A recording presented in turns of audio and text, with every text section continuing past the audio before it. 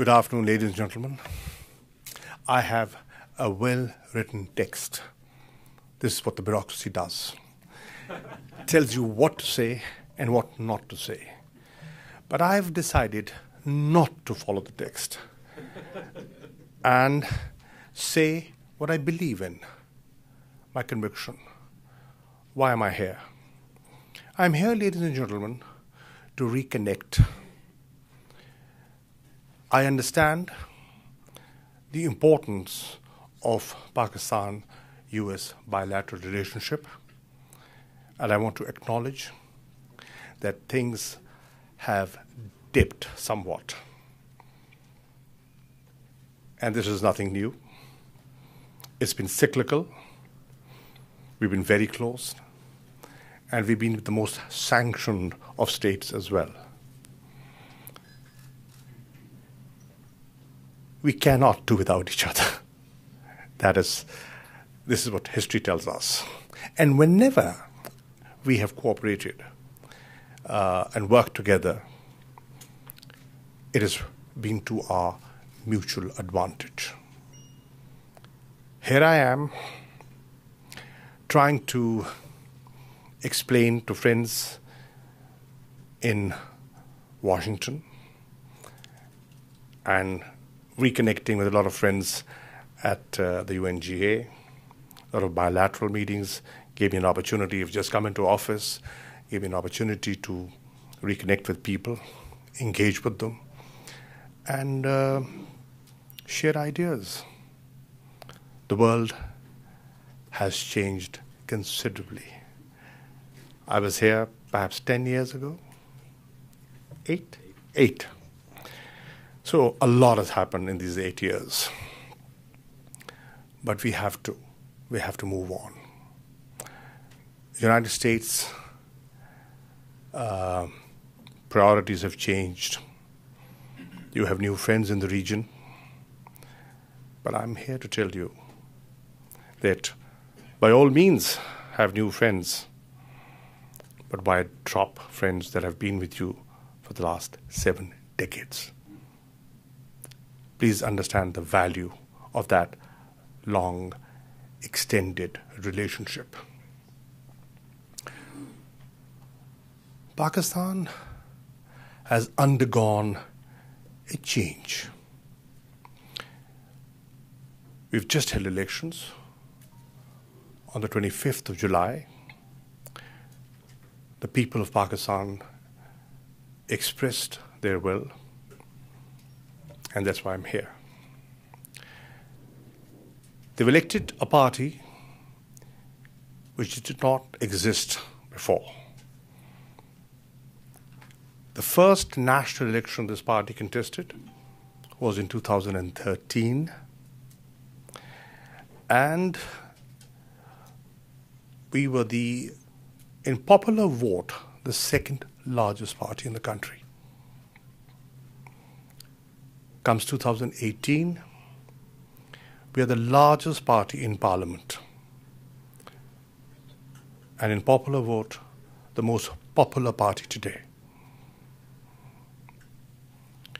This happened because people were disillusioned, disappointed with what they had in the past and what they saw. This was a vote for change. And when it is a vote for change, it's not just change of faces. It also invites revisiting policies and looking at things differently. The world is different, and we have to act and behave differently. In the limited time that we had, I was asked, this can go on for 35 minutes. But then I thought that will not be the most productive way of utilizing this time. So, Vali, I'm all yours.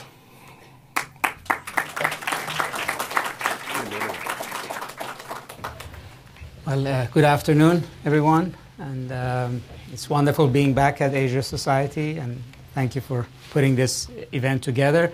It's also very good to see Shah Mahmood again in his new role, and congratulations on both the elections and returning as foreign minister in Pakistan. I think actually it's important to know that Shah Mahmood has been a politician in Pakistan for a very long time, so he's been deeply engaged in the election process and politics. But also he was foreign minister during a period of very intense engagement between the United States and Pakistan, and therefore has... Sorry for interrupting you. Yeah. My constituency never learns. They keep re-electing me. Well, I actually think it's good for the relationship and for the United States to have you as an interlocutor at this point in time, because you come to the job with enormous amount of experience, and you've seen the relationship on its up and its down, and during a very tough period early in the Obama administration, when Afghanistan and Pakistan was a top priority for U.S. foreign policy. So I wanted to sort of first pick on the point. Wanted to pick up on the points you made about the importance of this election, and maybe even at a sort of a ground level. You ran in the elections, you ran in the campaign. So what did you see that was different about the country itself? And I raise this because often Pakistan is just sort of a black box to most Americans. We see it as a foreign policy focused on Afghanistan, but at least the signs were that there's a significant change happening within the country. So I wanted to see what your impressions were about what's different about Pakistan that this election shows us. 65% of our population today falls in the category of youth. We have a growing middle class, an educated, growing middle class. We have a sizable overseas Pakistani community, about 1 million in the US. And that's where the bulk of our support comes from. Pakistanis, American Pakistanis, British Pakistanis, who no longer live in Pakistan, but care about Pakistan, because they're friends, they're relatives. And they've seen how democracies function. They've seen how governments are held accountable. They know what rule of law means. And they expect the same back home. That was not being delivered. We had entrenched parties.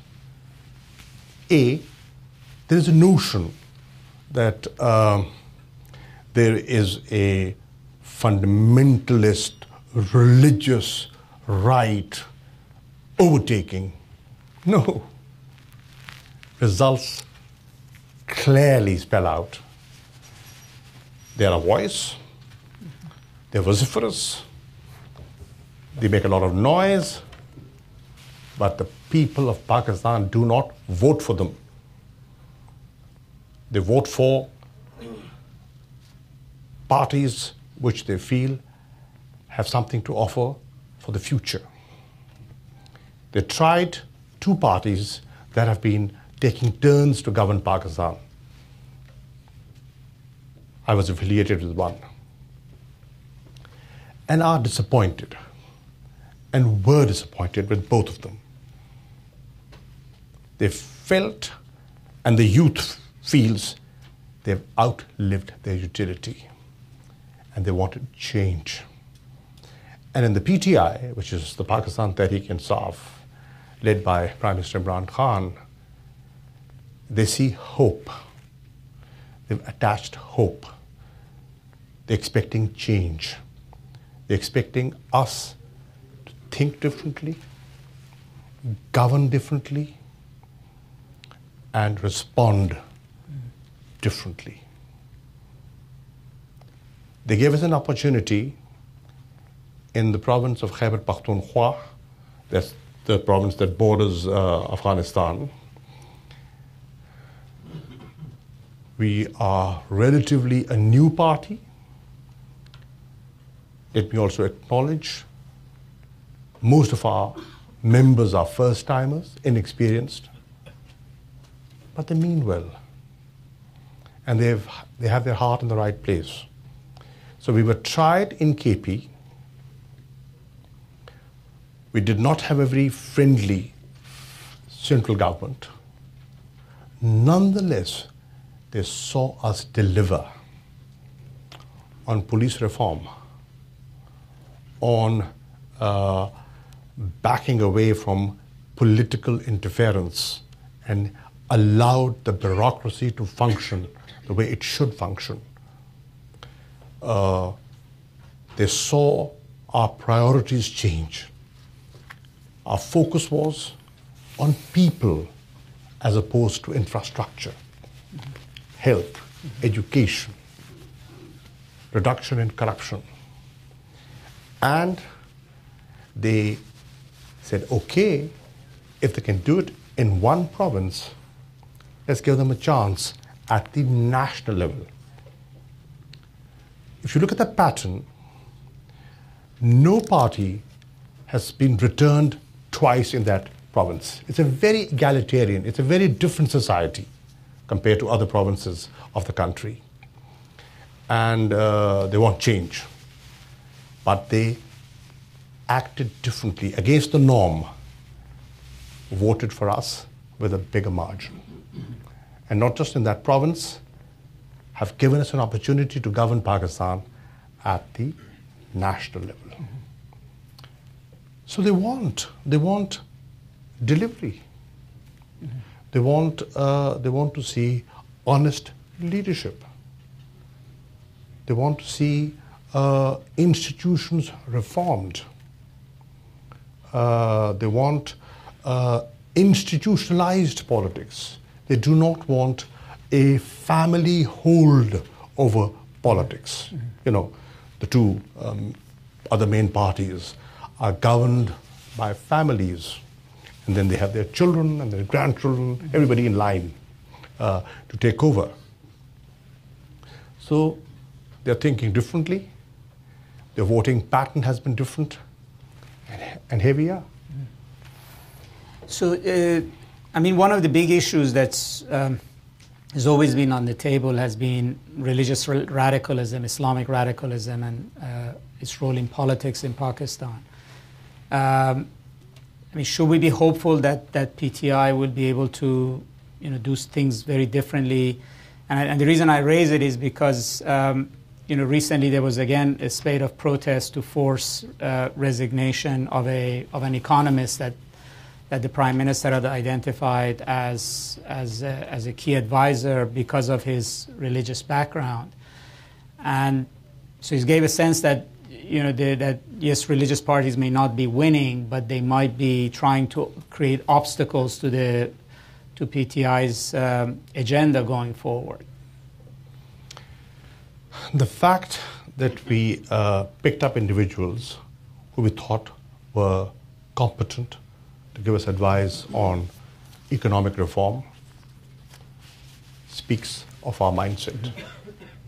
We picked up experts from the US, from UK, from academia, from outside government, so that we can have the input, from experts, because we'll have to take some very difficult decisions. You cannot have business as usual when you have a fiscal deficit touching close to 7.2%. And the last government promised that this is the last time you'll see the face of IMF. And where are we heading? They thought all the macroeconomic indicators had been fixed. Nothing has been fixed. In fact, things have gone down. We have a historic trade deficit. Unemployment is on the rise. Foreign direct investment has gone down. Exports have plummeted. Imports have risen. And we have a serious economic situation. So We want to draw on the best talent available inside and outside the country to fix the economy. We feel the people of Pakistan have voted us to bring about that economic change, that social change. And the world has changed as well to a large extent. We are a party that we don't have deep pockets. And we had very limited space in the print and even the electronic media. Now we have a very, very vibrant and very open electronic media. But we had our limitations. But then a new revolution took place. And that's the social media. And that's where our message went out to the people. That is where we reached out. And that's where the youth of Pakistan connected with us and were able to relate to us and respond to us. So let me shift to relations with the United States. I mean, you were, as I mentioned, foreign minister during a very intense period of engagement, early period of the Obama administration. You saw the relationship go through sort of ebbs and flows. How is it different this time? And where do how do you assess U.S.'s policy towards Pakistan at this moment?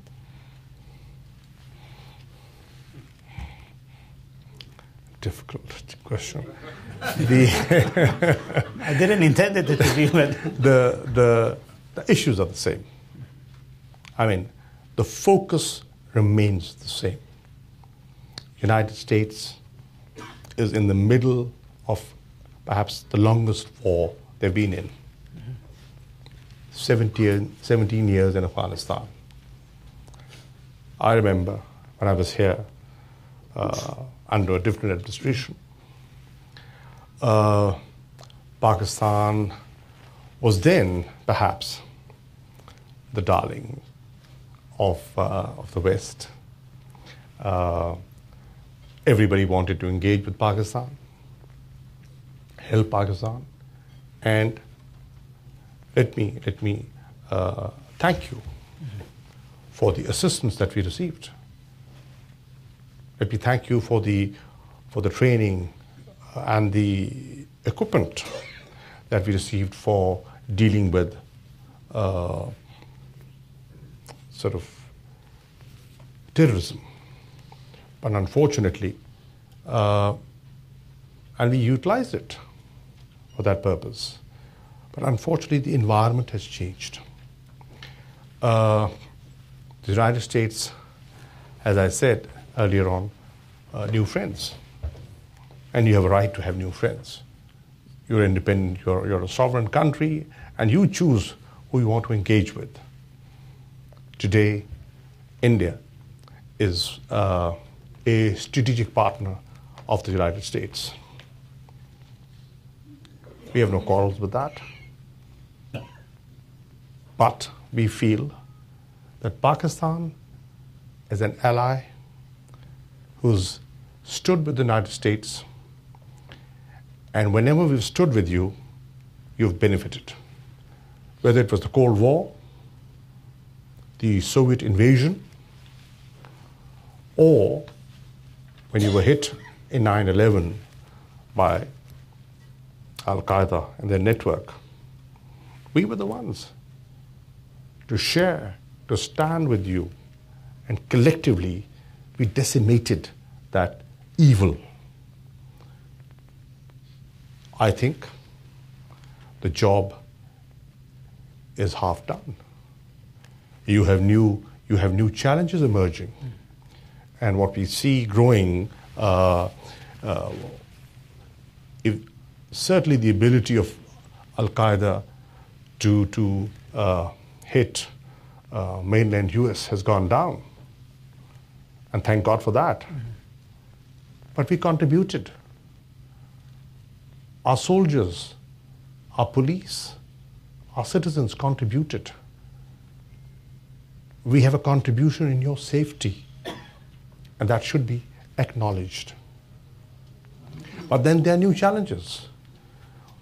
ISIS is a new challenge, and their footprint in Afghanistan is growing considerably, and that is of concern to us. Drug production that had gone down is on the rise again. Perhaps in the last 1 or 2 years, it's gone up by 78%. But that is a concern, because we were put on the grey list and we were asked to choke terror financing, and we want to do that because we know what terrorism is, and we've been hit by terrorism. We've lost 70,000 people. You lost 2,000 very precious lives, and we can share your pain. But we lost 70,000 people. Our economy was hit. Perhaps, we're not even clear on the figures, but it's over perhaps $125 billion. The loss of infrastructure and the lost economic opportunities. So these are the new challenges. We need a new understanding. I'm here to reconnect and tell this administration. We had a meeting. Secretary Pompeo stopped in Islamabad. He was on his way to Delhi for a 2+2 meeting, but he so chose to come to Pakistan, and I appreciate that. We had a good exchange. He met the civil and the military leadership, and we met collectively. And I'm sure that he's come back with a very clear understanding that today most and all institutions in Pakistan are on the same page. The civil and the military leadership is one, because the interest of Pakistan is one. And we know what the challenge is. And we know the only way we can overcome this challenge is that we're on the same page. And thank God we're on the same page. So the administration has also now appointed a new special envoy to Afghanistan, Ambassador Zalmay Khalilzad. And I was actually listening to an interview he did on National Public Radio this morning. Was he calm? He was very calm, and the only specific thing he said about Pakistan is that he hopes Pakistan has turned a new page. But I think more sort of to where does this put U.S. and Pakistan? He specified that his mandate is very narrow, much narrower than, say, Richard Holbrooke and his successors was, which is singularly to negotiate or facilitate a reconciliation negotiation between the Taliban and the Afghan government.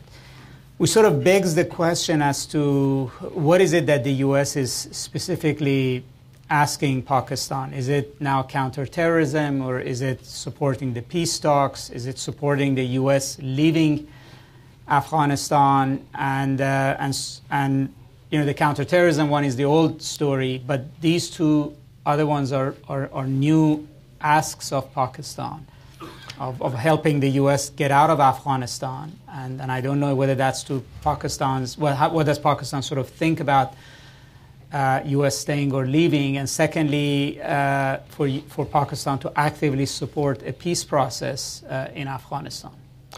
I'm glad Zal qualified his role. His role is no longer AFPAC. No. His role is Afghanistan. Focus on Afghanistan. I met him yesterday. Zal has a history. Of course. He's well known in Pakistan. And I suggested to him, as a friend, that he has to be sensitive to the statements that he's made in the past, because he has a different role to play. His role is of engagement. His role is of a bridge builder. And if one side that you expect to facilitate and help is wary of your position, then his role becomes difficult. I'm sure he's cognizant of that. I'm sure he's sensitive to that. And I'm sure if he wants to deliver, which he has to, then he has to be more sensitive to the concerns that Pakistan has often expressed. But then, let's not look backwards. Let's look ahead. And let's see. He is the envoy, and we have to deal with him. And we'll try and deal in an honest way. My approach, Vali, is going to be honest. It's going to be candid. I'm going to tell my friends in the US, the Secretary, that this is what we can and this is what we cannot do. Disappointments come in when we make promises that we cannot deliver on. So we have to be careful on what we commit to, and when we commit to something, we should honor it. But what the US has to realize is that they have to understand the new evolution and the new thought process in the country.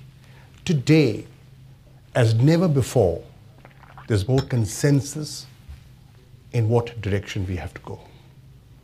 Today, people of Pakistan are clear that extremism has to be reversed. Militancy is not what we need. And terrorism has hit us more than anyone else. And that is why the operations that you've seen undertaken by the armed forces of Pakistan in the tribal belt, in the areas bordering Afghanistan, have been extremely successful. They have been successful because the people were supporting. Today, the nation is behind what they're doing. And this happened when people realized that this element started killing innocent children, maiming them, destroying our economy and our image. That's not the image of Islam that we project or we believe in. You know where I'm coming from. So, that qualitative change, that learning, and that new sort of evolved consensus is the environment where you should be engaging with Pakistan and not disconnecting with Pakistan. I think the administration will miss an opportunity if they do not take advantage of this new feeling within the country. We want to spend time on issues of concern to us. We want peace in the region. We want peace in Afghanistan. It is in my enlightened self-interest to have a peaceful, stable Afghanistan. Only then can I focus on my schools and my health and job creation and issues of governance and dealing with corruption. If I'm worried about situation on the Western Front, if I have unease on the Eastern side, and believe you me, we wanted to engage on the Eastern side as well. They are not, my friends on the East are still stuck in the rhetoric that they had, they have become prisoners of. And what did we do? 25th is the election. 26th of July, the Prime Minister of Pakistan, Imran Khan, makes a first victory speech address to the nation. And he says, every step towards peace, if you take one, we will take two. He receives a letter from Prime Minister Narendra Modi, and in that letter, it says we have to go into constructive engagement. What is constructive engagement? You have to sit and talk. That is constructive engagement. And what did we do? We responded, and we responded positively. And he suggested, why don't the foreign ministers meet on the sidelines of UNGA? And we were ready. A date was given, 27th of September, yesterday. Today's the 28th, right? 27th. We were supposed to meet. What happened? Within 24 hours, they changed their minds. The meeting was called off. Now, if the United States wants us to help, and we want to help in our own interest, because we want peace in the region, then they have to tell their new strategic partner to give us ease on the eastern side so that we can concentrate on areas of mutual interest.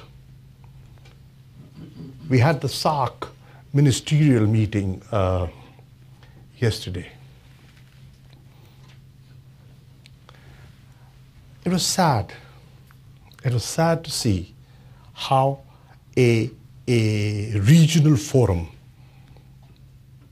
had become hostage to the needs of one nation. How people wanted to engage, other countries wanted to engage. You talk of, I was listening to Sushma ji, she said, regional cooperation.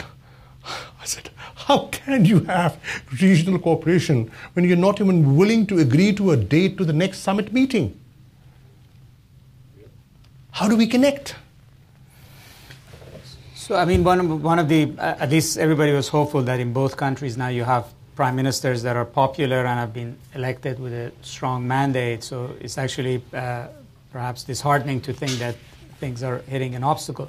But do you think that, I mean, it's an election year in India. Do you think that we have to wait until May for the election to pass in India before there can be constructive engagement?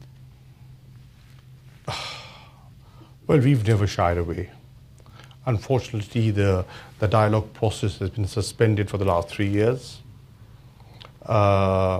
Whenever there's forward movement, there's some pretext that comes in the way. We are ready.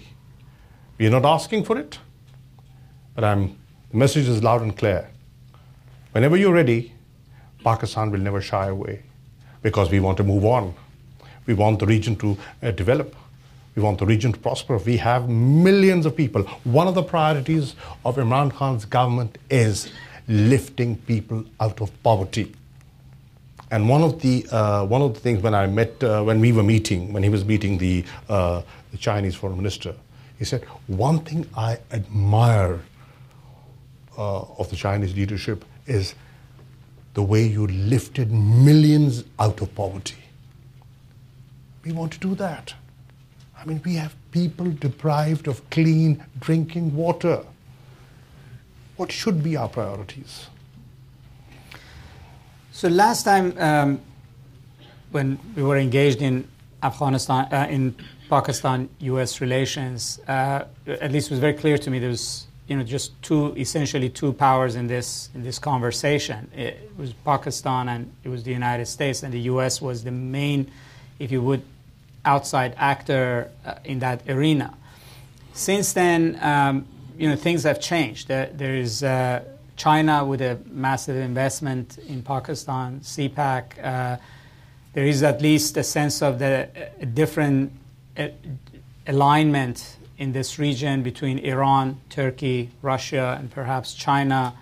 And I know you recently met with your Turkish counterpart as well.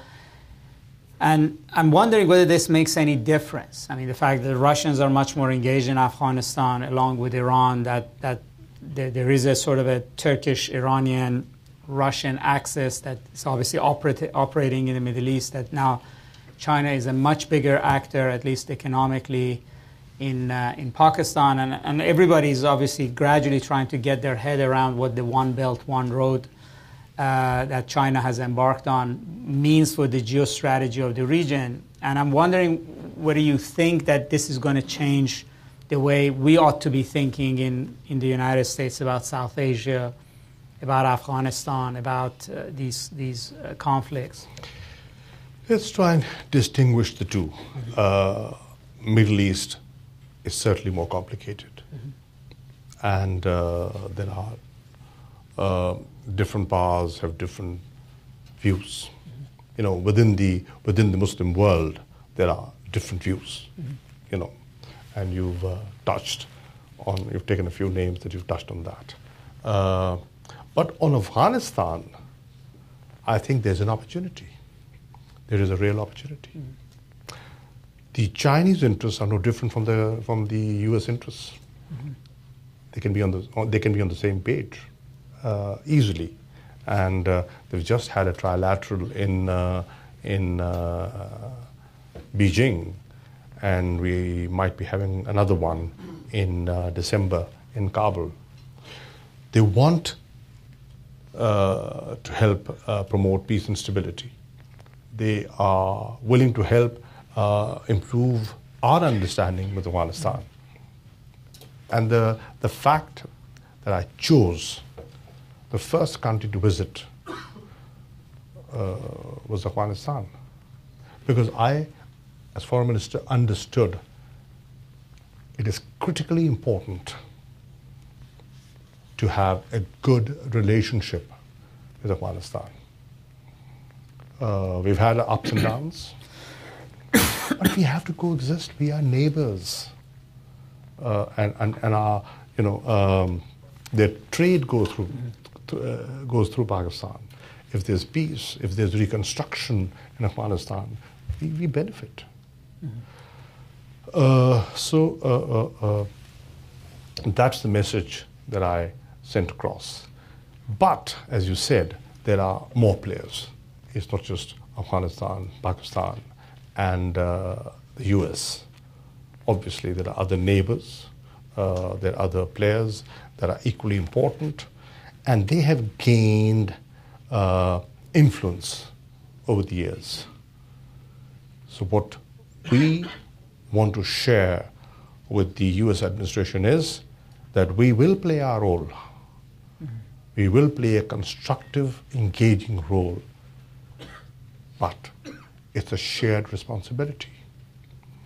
You cannot hold Pakistan accountable for every failure that that comes your way. You have to look at things. You have to look at things within Afghanistan, and you have to look at things in the region. What are others thinking? What are their priorities? What are their objectives? So at times it's very easy to pass the buck. Now you've seen the new strategy. This administration announced a new strategy called the South Asia Strategy that has been in place for over a year now. Why don't you assess it? Why don't you gauge for yourself to what extent you've succeeded and to what extent you have not been able to achieve what you were hoping to achieve? And what are the reasons? Is Pakistan responsible? Are we the spoilers? Or is it more than that? Or are there internal challenges within Afghanistan? The writ of the government. There are districts and districts where they have no control. There are areas where the Taliban still have considerable influence. We can facilitate, we can help, but everything is not within our power. I was actually particularly found it interesting that the Russians as I mentioned, are trying to hold a conference to bring together the Taliban and Afghan government and other actors, and that sort of is a completely new role for them because they've been absent in this conversation, at least last time around when we talked about reconciliation. So do you see them also sort of as becoming a more visible player in the region? Interestingly, I'll be meeting the Russian foreign minister immediately after this meeting. If you have a message, so you can ask him. If you have a message, whisper. It's questions. But do you see them as playing a bigger role? Well, they perhaps have expressed an interest in the what is it called, the Moscow format? Mm-hmm. Perhaps that shows that they do have an interest. Yes, they are important. They have their presence in the region, the extended region, and they have influence in the Central Asian republics. Mm-hmm. So if we want to succeed, and we succeed we must, then a regional approach should not be ruled out. Okay, very good. So I wanted to leave some time for question and answer, and I actually encourage everybody that ask questions, not a second speech. And with that, maybe we can start here. And you should perhaps wait for the microphone, this gentleman here.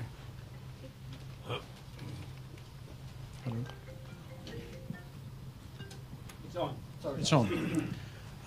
Thank you very much for giving us the time. Being a Swiss national, we are always in the famous news of Pakistani money in Switzerland. And my question to the foreign minister is what your government is doing and how the overseas Pakistanis living in Switzerland can help you. We are certainly interested in Swiss accounts. I can assure you.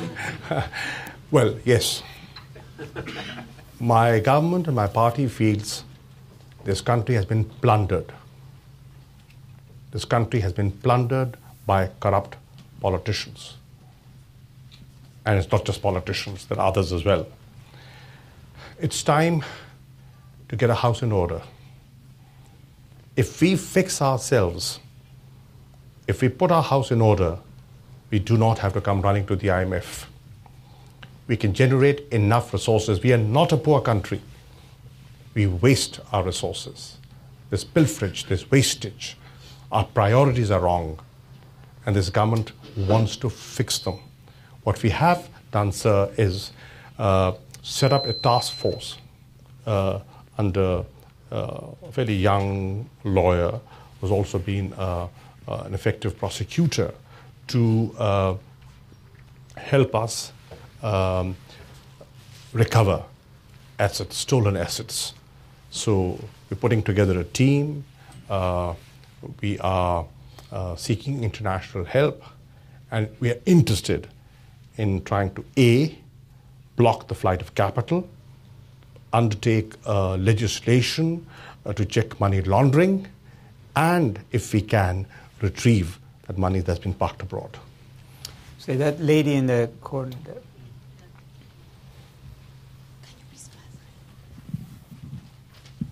Assalamu alaikum, Shah Mahmood. Shazia Rafi, President of Air Quality Asia. So coming to the question that Vali was asking about regional cooperation, clearly the avenue through the heads of government and the foreign policy are somewhat blocked. But the area of environmental policy might be a way in for dialogue. Of the 20 most polluted cities in the world by air pollution, 17 are between India and Pakistan, 14 in India, 3 in Pakistan. And, you know, WHO is going to be holding its first air pollution meeting in Geneva at the end of October. It might be an opportunity, since ministers on environment and health could be attending, to begin to open a dialogue. Would your government be open to that? We've never shied away, Shazia, from any dialogue. And yes, pollution is a serious challenge. I mean, you know, you visit the country, and I know you do. Come to Lahore in the winter, and you see the smog, and you see you see the air pollution. You know, it's alarmingly high. For the first time, Imran Khan and his government is waking up and is jolting the nation, there is a thing called environment. And we've got to have environmental friendly policies. And today we have in place an advisor to the Prime Minister, Amin Aslam, who is looking after this area. We undertook a campaign in the KP province of planting trees. It had international recognition. And we want to replicate that successful model all over the country. We want to plant 10 billion trees over the next 5 years. So what we are doing is, we've just had a meeting of the Council of Common Interest, which is a constitutional body, where we've invited all the provinces, Sindh and Baluchistan, Punjab, KP. And one of the agenda items, you would be surprised, was how to clean our cities, how to lift garbage, how to just, deal with solid waste and start a campaign. So yes, this government is conscious of the fact that environment matters. It has a direct impact on lives, and we want to move ahead, and we are ready for a dialogue on such issues. So we have a question on Twitter. It's by an Imran, who says, will the foreign minister be meeting Pakistani American community while he's here? I did. I met some in Washington the day I arrived. They were about, Narjas is sitting there, she organized it. There were about 140 of them who were there, and thank you for coming. And I want to meet more of them, because American Pakistanis are very valuable. They can give us rich input in intellectual input, and they support us. One of the reasons that we had difficulty in convincing other political parties when there was electoral reform and the Parliamentary Committee on Electoral Reform was meeting in Pakistan, the other two sort of old entrenched parties were very reluctant to give overseas Pakistanis a right to vote, because they feel the overwhelming majority of them are inclined this way. But we've succeeded, and now the Supreme Court has given them the right to vote, and hopefully they will have, by this right to vote, they will have a stake in the country, and they will be able to influence not just policy, future governments of Pakistan. That gentleman all the way in the back. No, behind the gentleman standing. This is Azim Mian from GeoTV and Young Group. Mr. Foreign Minister, you will be meeting Mike Pompeo on Tuesday.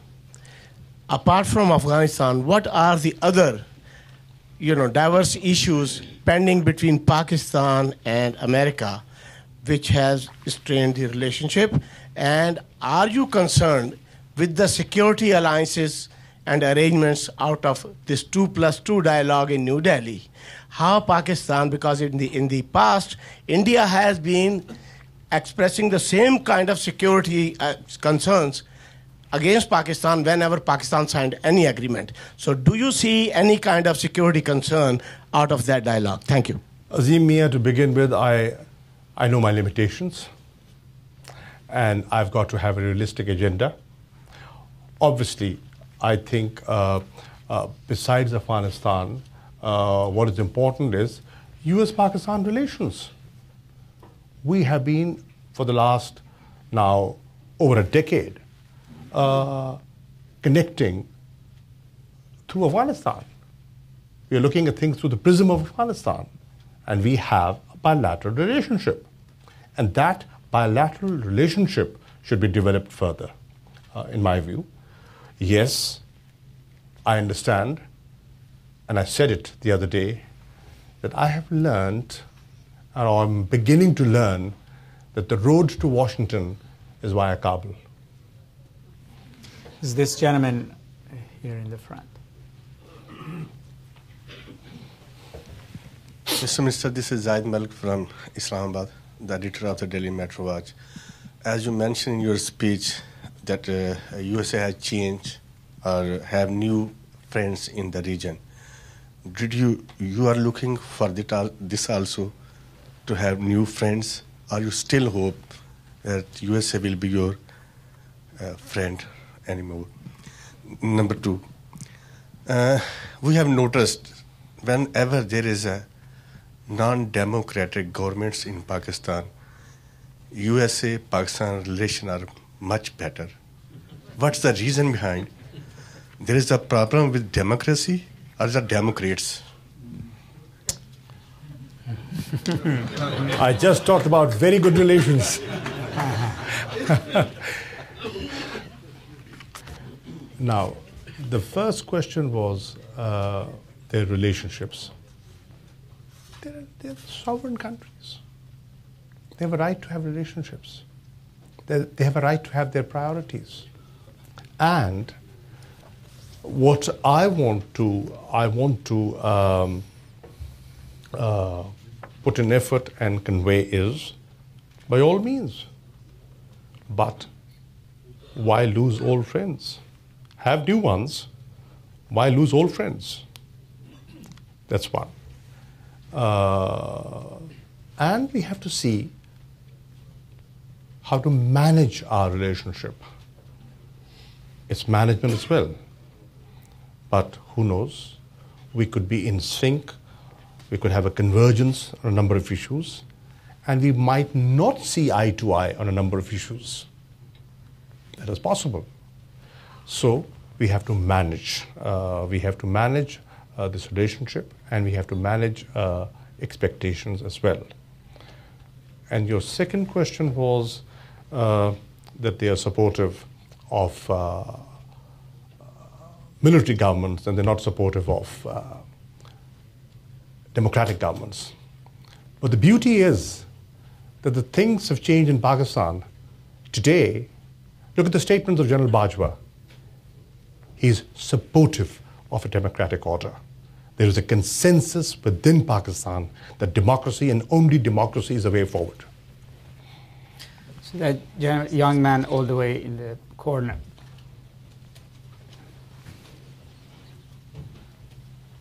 Thank you so much, Minister, for the amazing speech. My name is Liu Qing. I'm from China, and I'm a Columbia School of International and Public Affairs second-year master's student. So you may have guessed that my question is going to be about CPAC. So with the new government shifting its priority on the infrastructure into the human development instead of infrastructure, how would you see the prospect of all the CPAC projects having pledged, or like the Guadar Accord projects, and how would you see the implication of the current government's priority on the Pakistan-China friendship as we frame it in China? Also, like, how would you see it as in the round of global backlash or pushback around the Belt and Road Initiative projects? Thank you so much. The Pakistan-China Economic Corridor is a flagship project of the BRI initiative.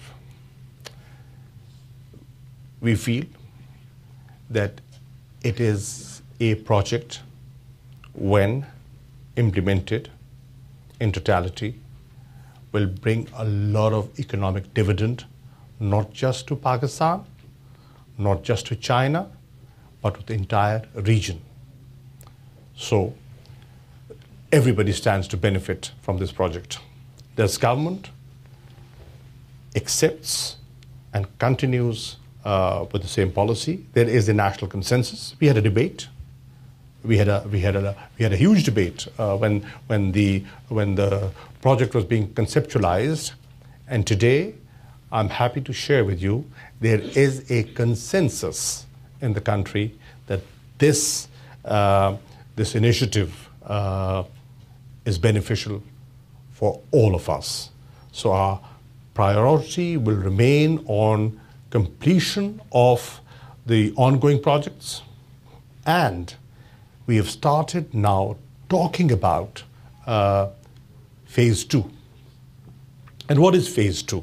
As I said, there is a difference in approach in this government and the last government. The last government was focusing on infrastructure projects, and at times it makes sense. You've got to have infrastructure for economic development. But then there were projects, in our view, that could have had a different priority. For example, the Lahore Orange Line, the underground. It's good to have public transport. We all benefit.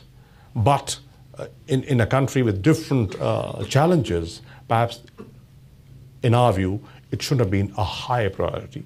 It would have come later. But nonetheless, we will complete the ongoing projects, and we would want to shift the focus on livelihoods and on human development.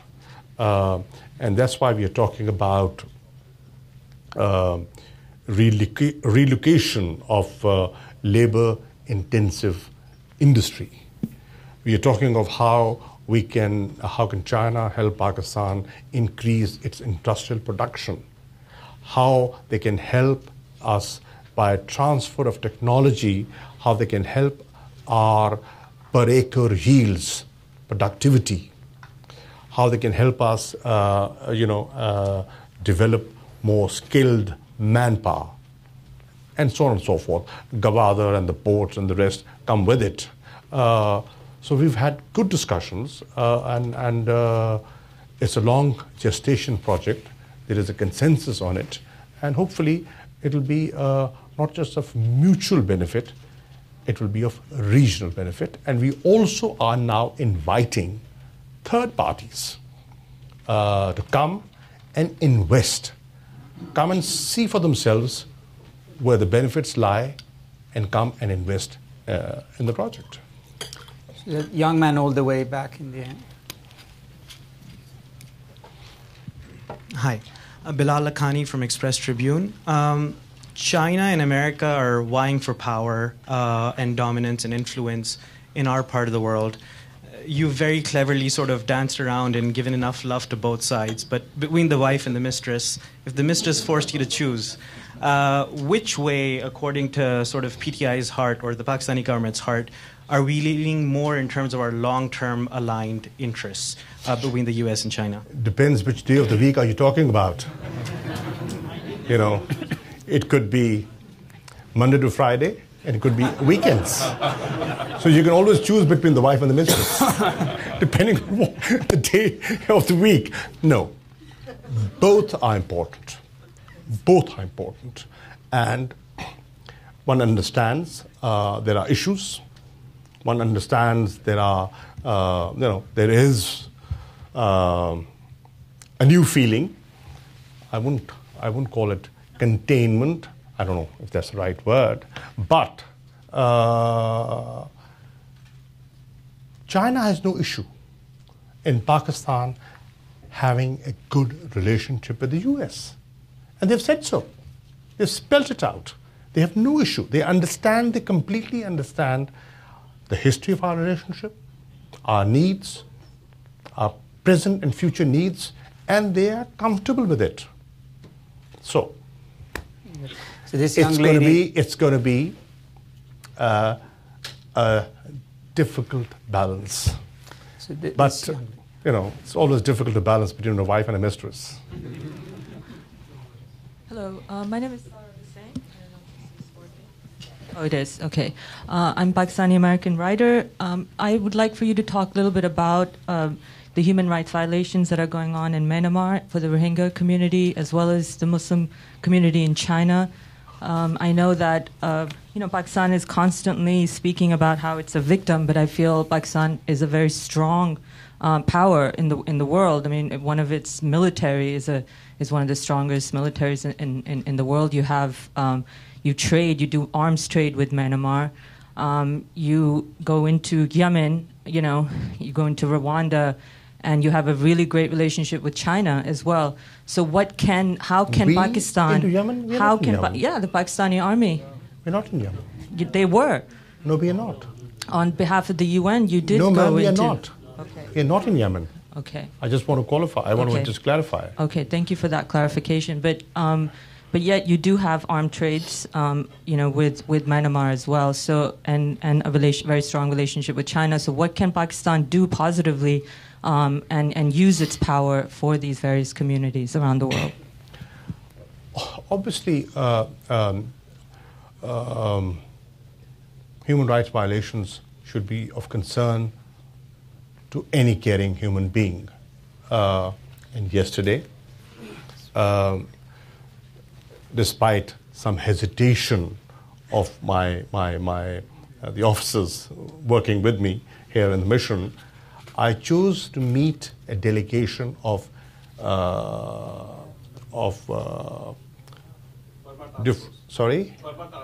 different people, I forget the name, who are talking about these very issues.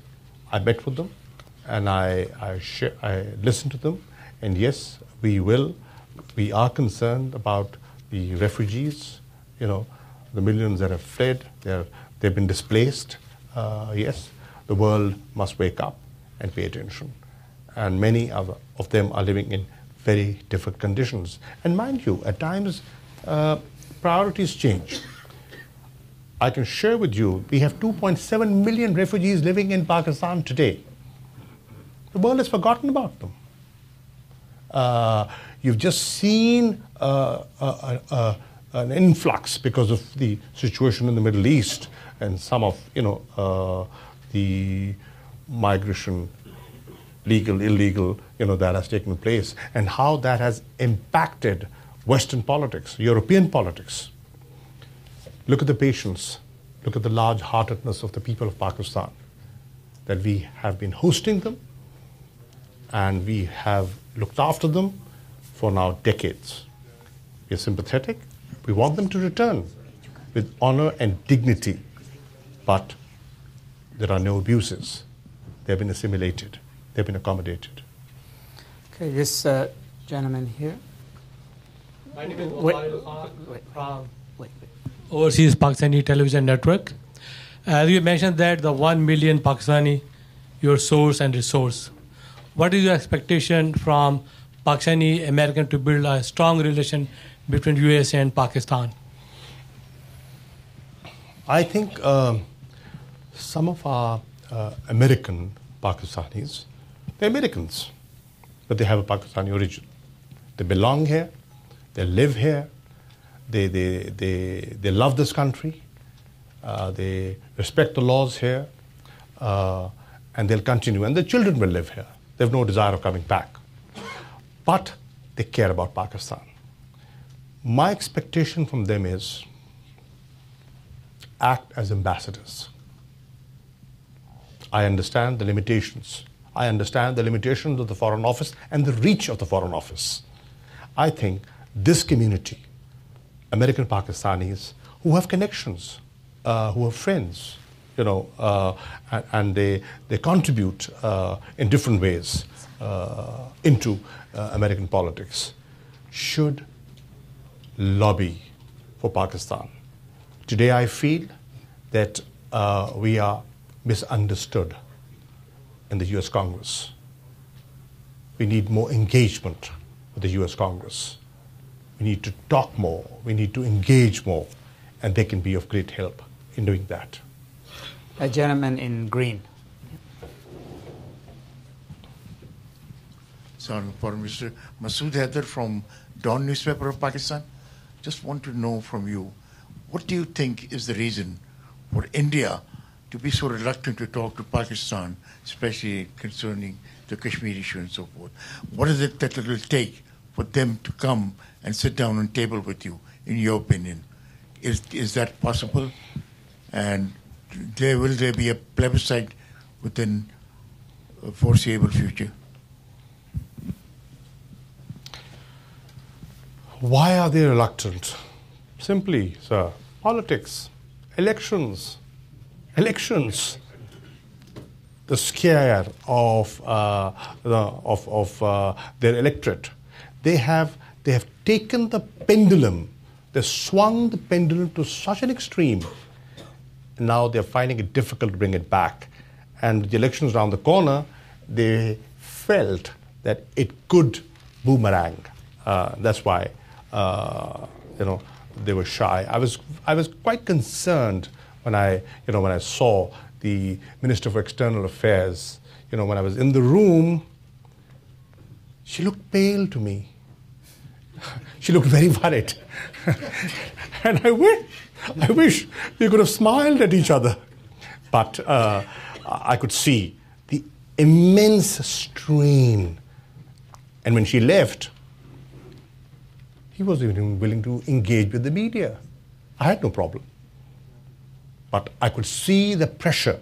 I could see the political pressure on her. So politics, nothing else. Politics. Domestic politics. So we made a promise to Shah Mahmood to have him out of here by 1:45. We definitely don't want to have Foreign Minister Lavrov waiting. Please join me in thanking the Foreign Minister for an excellent conversation. Thank you. Thank you. Excellent. Thank you, buddy.